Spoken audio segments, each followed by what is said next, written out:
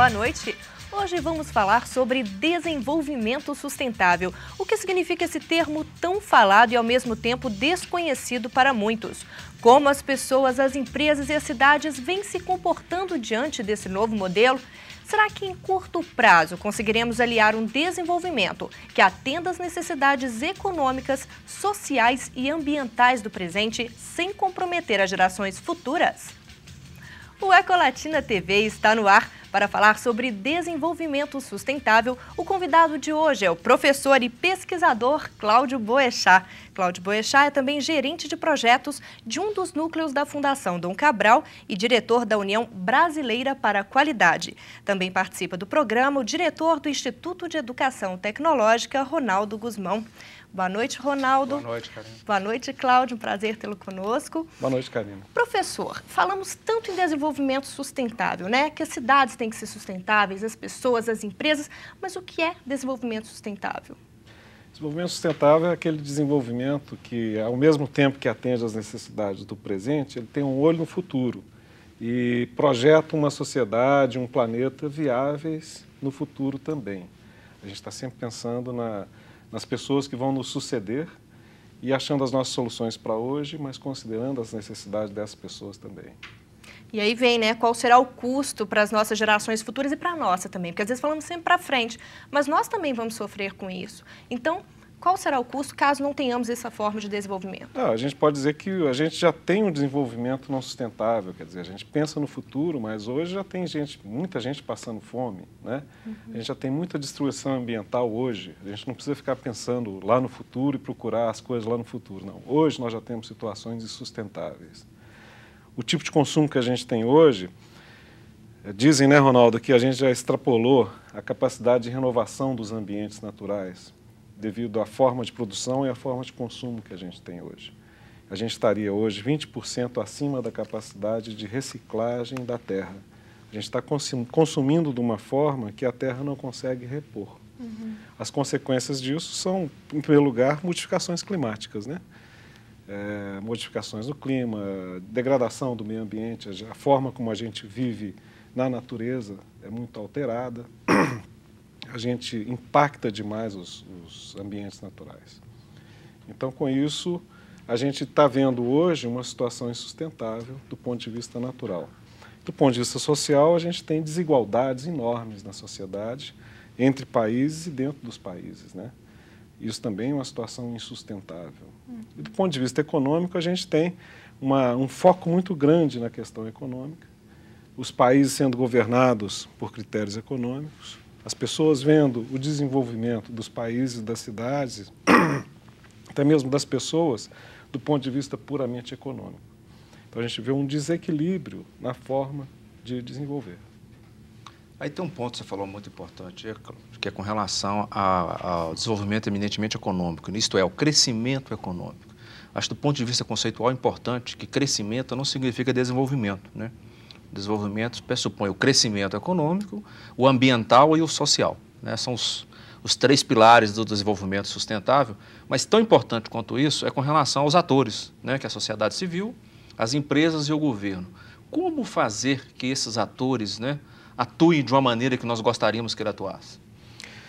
Ronaldo, a gente busca muito pensar na consciência do indivíduo, de cada pessoa.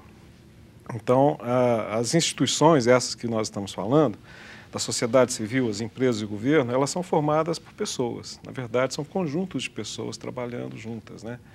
Então, essa consciência do indivíduo é que vai formatar como essas instituições funcionam. Então, esse primeiro aspecto. O segundo aspecto é que a gente precisa aumentar a nossa consciência, o nosso conhecimento sobre quais são efetivamente esses impactos econômicos, sociais e ambientais e traduzir isso para a atuação, para a esfera de atuação de cada uma dessas instituições. É um desafio enorme a gente achar os limites de atuação do mundo empresarial versus mundo governamental, por exemplo.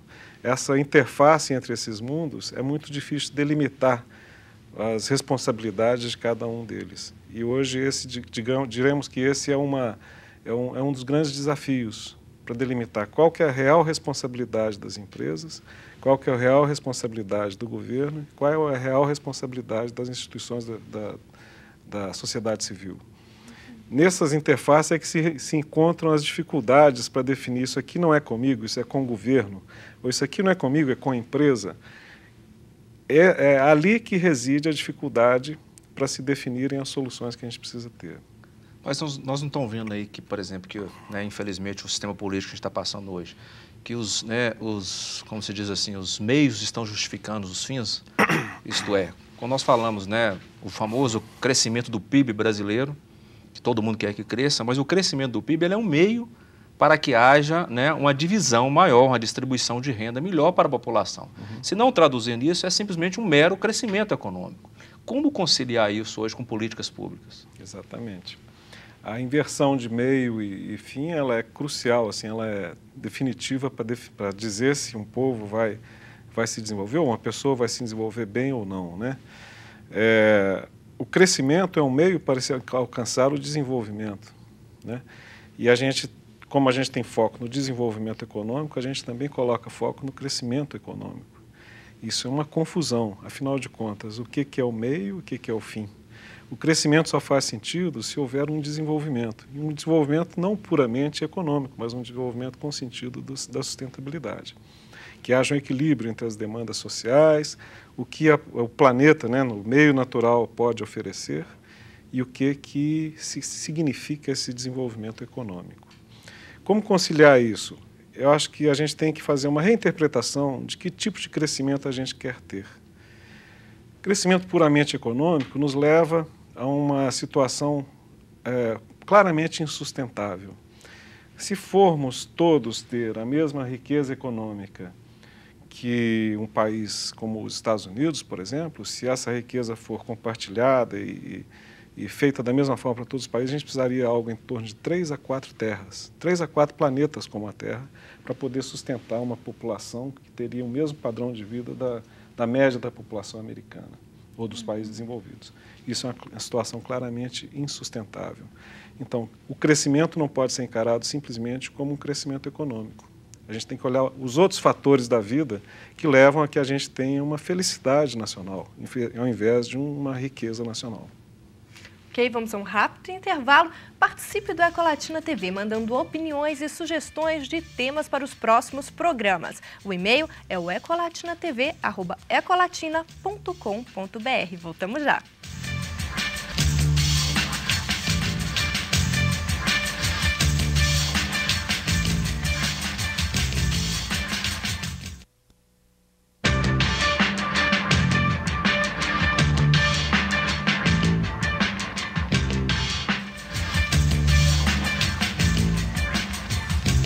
Voltamos com Ecolatina TV. Cidades e cidadãos sustentáveis. A prática de desenvolvimento sustentável deve ser utilizada por todos nós. O que fazemos na nossa casa, na nossa rua e no trabalho para contribuir com a preservação dos recursos naturais? Será que as cidades brasileiras são sustentáveis? Pequenas ações pessoais podem contribuir para que as cidades se tornem sustentáveis. Neste prédio, um investimento de R$ 400 para implantar a coleta seletiva e a boa vontade dos moradores deixam a cidade mais limpa e geram emprego e renda para o município. Segundo os moradores, o investimento já foi pago com a redução do uso de sacos de lixo. Todo o material é separado nestes contêineres e doado para a Associação de Catadores de Papel e Materiais Recicláveis de Belo Horizonte. Evita o lixo na rua e também proporciona emprego para muita gente, que isso que eu acho que é primordial. Na parede da área de serviço, o cartaz explica passo a passo como deve ser feita a separação do lixo. E para que todo mundo contribua, a moradora orienta a empregada. Aqui no prédio agora nós estamos usando aquele sistema de separar lixo. Então você faz o seguinte, toda vez que você for jogar um lixo fora, você olha o que é molhado, ponta de cigarro, papel higiênico molhado, resto de comida, essas coisas, tudo pro lixo, a gente fala lixo molhado. E o que for sequinho, embalagem, jornal, revista, embalagem de seca, que não está suja de comida nem nada, aí a gente chama de lixo seco. Fabiana garante que aprendeu a lição. É fácil sim, só tem um pouquinho de boa vontade. E Marina afirma que depois que começou a separar o lixo de forma correta, não consegue mais fazer diferente. No começo tem uma resistência, um achar que é difícil, né? mas com o tempo isso vira hábito. Não é nem assim acostumar, a gente vira um hábito mesmo de separar esse lixo. No final das contas, né, eu acho que todo mundo sai ganhando. As pessoas porque se sentem bem porque estão colaborando, as outras porque recebem esse lixo que pode ser reaproveitado, inclusive muitas coisas que podem ser aproveitadas, né? Então eu acho que todo mundo sai ganhando. E o meio ambiente? E o meio ambiente principalmente, né? Professor, 80% das pessoas moram nas cidades onde os recursos vêm todos de fora. O que é uma cidade sustentável? A rigor, uma cidade sustentável é aquela que consegue preservar as situações de hoje, com as pessoas vivendo dentro de um padrão que as atenda, mas também permita que para o futuro as pessoas que vivam naquela cidade também tenham um padrão que as atenderá.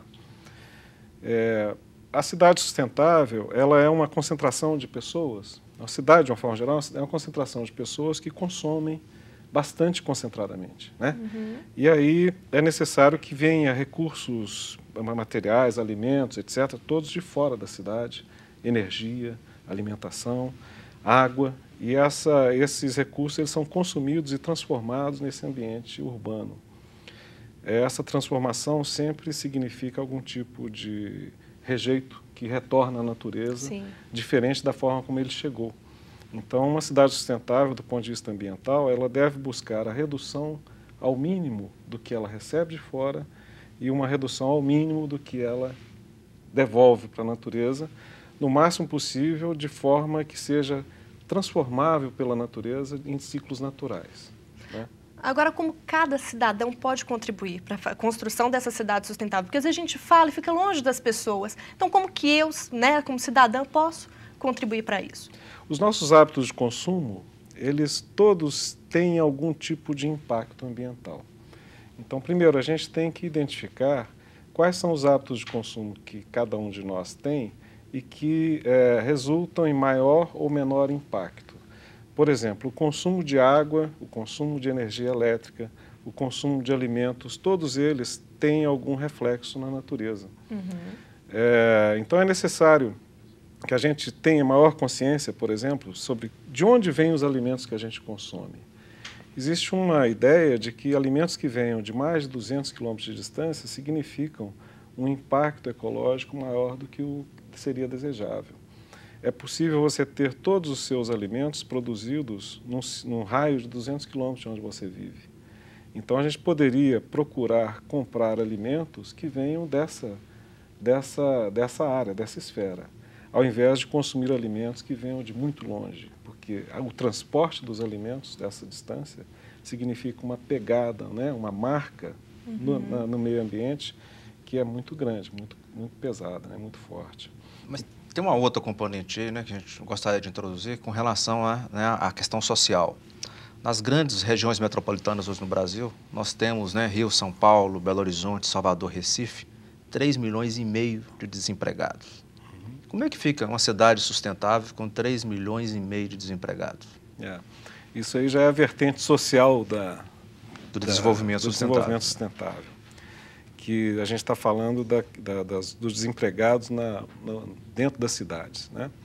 Então, cada um de nós que tenha recursos para contratação, a gente deve pensar muito sobre como que a gente está empregando o nosso dinheiro ao contratar outras pessoas, ou como que a gente está empregando o nosso dinheiro ao comprar determinados produtos que possam gerar empregos na cidade, né? Ou participar mesmo de políticas públicas, né, que gerem empregos. Um empresário, ele deve pensar bastante antes de sair demitindo os seus empregados, porque ele adotou uma nova tecnologia. Aquela nova tecnologia ela foi criada em algum lugar. Nesse lugar foram criados empregos para gerar aquela nova tecnologia. E ela pode desempregar no ambiente onde você vive. Então é necessário que a gente incorpore nas atividades empresariais, especialmente, uma visão de quais são os impactos sociais de cada decisão que a gente toma. Agora, nós como cidadãos, indivíduos, cidadãos, a gente tem a possibilidade de participar ativamente de programas sociais e de programas públicos que vão gerar melhoria de vida no ambiente onde a gente vive. E aí a vida política ela se reveste de um outro caráter, né? Um caráter de muito mais responsabilidade quanto a pessoa dentro do seu ambiente social. Ok, vamos a um rápido intervalo. No próximo bloco vamos falar sobre empresas sustentáveis. Voltamos já.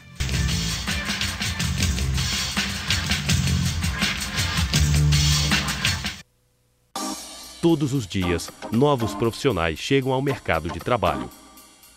Você já sabe onde quer chegar e que, para isso, é preciso conhecimento.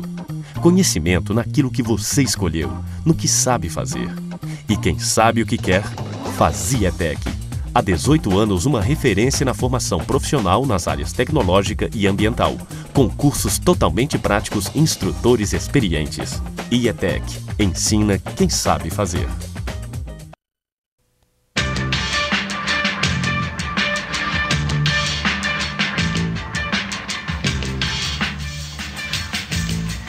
Voltamos com o Ecolatina TV.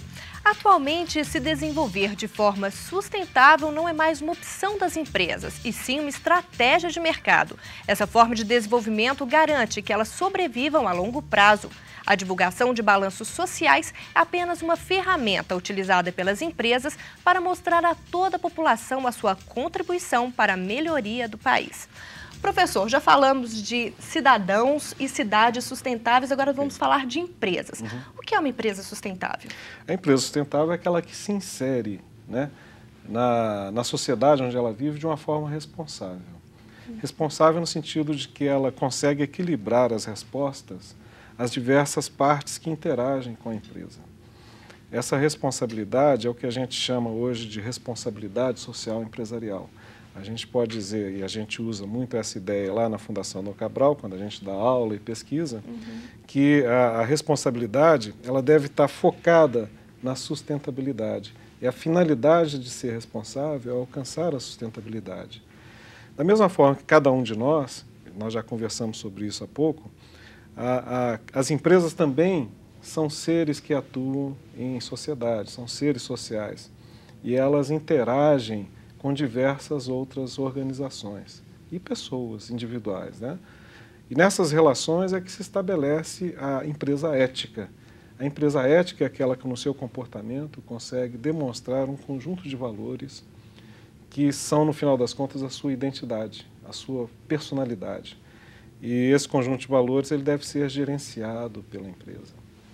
A empresa sustentável é a empresa que coopera economicamente, culturalmente, politicamente, socialmente, com a sustentabilidade da sociedade onde ela vive. Mas tem um assunto aí que é importante no caso da empresa sustentável. Em recente pesquisa da revista Exame, 93% das pessoas pesquisadas no Brasil acham, né, que o mais importante na empresa é gerar emprego. E somente 10% que acha que é gerar lucro. Por que no Brasil tem-se essa dificuldade de falar do lucro? Qual que é a dificuldade de se falar do lucro para a empresa ser sustentável? Ronaldo, você tem uma questão cultural, né, que a gente vê a sociedade brasileira como uma sociedade católica, né, em que essa cultura mais católica ela prega uma religiosidade de entrega, de abstinência das coisas e tal. Então, o lucro pega uma cara de ser uma coisa pecaminosa, né? Eu estou ganhando em cima de algo que não é correto, que não é direito, etc. Nós encaramos a questão do lucro como o meio que a empresa tem para fazer seu real papel, que é atender a uma demanda da sociedade. Nenhuma empresa consegue sobreviver produzindo algo que não é demandado pela sociedade. Agora, é necessário que ela use capital para fazer a produção que a própria sociedade demanda. Esse capital ele requer remuneração. Essa remuneração é o que a gente chama de lucro. Se uma empresa não der lucro, ela não consegue alcançar o capital. E se não alcançar o capital, ela não realiza o seu papel. Então é uma cadeia de eventos onde o grande risco é a gente ter uma inversão no sentido do lucro. O lucro é o meio e não um fim. A gente tem conversas assim super engraçadas porque com juristas, com advogados, porque a lei estabelece que a empresa é uma entidade com fins lucrativos. E toda a nossa legislação, todo o nosso sistema jurídico que se aplica a empresas, ele está baseado nesse princípio, do fim lucrativo. Quando a gente acha que isso é uma inversão de valores. Na verdade, o meio é lucrativo, mas o fim não é o lucro. Isso, vamos dizer, é um debate mundial hoje, né? Não é só aqui que a gente tem discutido isso. Na verdade, isso é uma polêmica, é um dilema que está se repetindo desde a criação, né, do chamado capitalismo no século XVIII. Já naquela época já se discutia qual o papel da empresa e qual a finalidade do lucro. Mais recentemente, nós temos um economista americano que defende, o Milton Friedman, que defende que a única finalidade da empresa, a única responsabilidade da empresa é maximizar o retorno aos acionistas, ou significa maximizar o lucro. Nós achamos que isso tem limitações, que isso tem preço, isso tem que ser limitado justamente pelas condições sociais. Mas você não acha que tem uma aversão aí com relação principalmente ao sistema financeiro, que tem um lucro fabuloso, e todo mundo fica mais ou menos contra o lucro em função de que tem um poder, né, uma atividade econômica que está sobressaindo a outras? O Brasil é um país extremamente desigual em termos econômicos, né? A distribuição de riqueza na sua população, ela é a das mais perversas no mundo. A gente não está falando nem... nós somos campeões mundiais em desigualdade de renda, né, distribuição de renda. Essa situação faz com que a gente tenha uma certa aversão a quem ganha muito, né? A gente demoniza o negócio, é como se aquele cara está ganhando porque eu não ganho, eu não estou ganhando porque tem gente ganhando demais. Então isso é natural, e isso faz parte, vamos dizer, desse caldo cultural brasileiro. A gente precisa mudar isso, de alguma forma.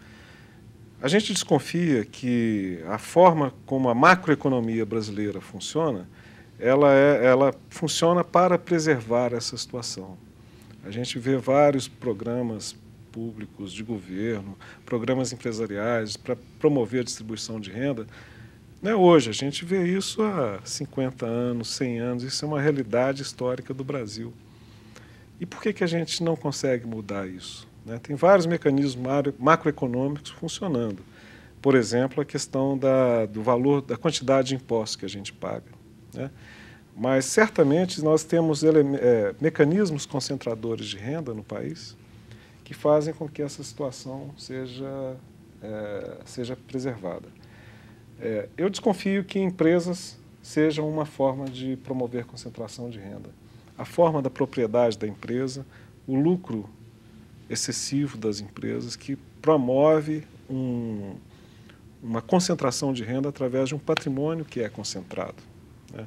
Então, é necessário realmente a gente ver quais são os mecanismos de concentração e como é que a gente faz para desmontá-los ou para conseguir outros mecanismos, né? Ok. Agora, para encerrar, Cláudio Bruzzi Boechat, qual é seu sonho ambiental?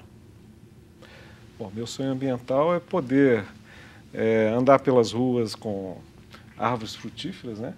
Elas dando frutos e que a gente pudesse se alimentar desses frutos, qualquer cidadão, tivesse essa possibilidade.